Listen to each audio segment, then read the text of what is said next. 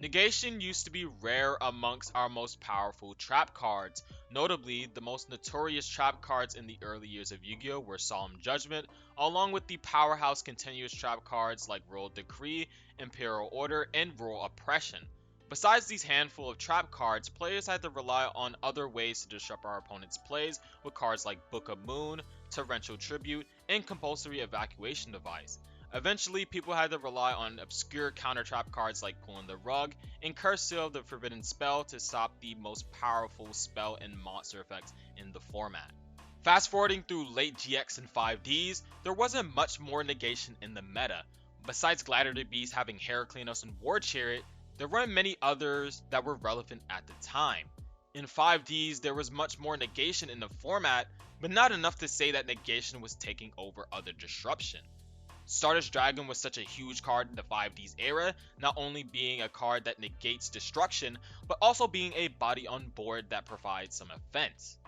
Later on in the 5Ds era, we'd have cards like Doom Caliber Knight, Thunder King Ryo, and Starlight Road be introduced for more negation in the format. It wasn't until Zaxel when negation started to take over other disruptions.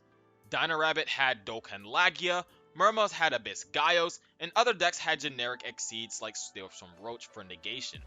There was also a surge in negation trap cards in the format that saw play in multiple decks throughout the era. Older cards like Black Horn of Heaven, Fiendish Chain, and Trap Stun started seeing play in the format to negate powerful monster and trap effects. Also, keep in mind that the older staples were either on the ban list or weren't relevant anymore. That is why a lot of people had to resort to these older and newer negation cards to prevent their opponents from gaining advantage. Even though these negation cards was taking over the format, people didn't find it too oppressive to deal with throughout the era. But in recent years, negation has become more and more powerful as power creep advanced further beyond the early years of Yu-Gi-Oh! Nearly every boss monster in today's metagame consists of cards like True King of All Calamities, Borreload Savage Dragon, and other monsters that prevent effects. The meta has moved past the days of relying on trap cards and would rather use monster effects to replace them. Monsters are so oversaturated with effect negation that a lot of the duels are determined by the die roll or how many hand traps is drawn to prevent your opponent from comboing off. Now here's the big question. Is Yu-Gi-Oh! Beyond repairment from these dreadful monsters ruining our game? Definitely not. If you look back to 2018, it is seen as one of the worst years for competitive play in our game's history. Not only did we have multiple FTKs in the format, but we also had combos that were nearly unbeatable if not stopped. You also had people desperately spamming Konami's Yu-Gi-Oh! Posts for bans on multiple cards, and people started to take breaks from the game entirely. Now fast forwarding to the beginning of 2019, the format was entirely different. Even though you had negations still existing in the format, we weren't overwhelmed by them.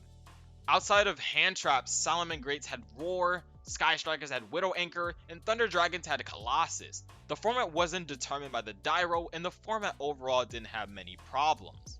This format can definitely be saved, but we need major changes with this next ban list. Addressing some of the problematic starters and enablers will make breaking these powerful boards a lot easier, and the format wouldn't be so dependent on the die roll. This is the end of today's discussion. Thank you guys for watching, and tell me what you think about these effects and how it changed our game. Subscribe if you haven't already, and I'll see you guys later. Peace.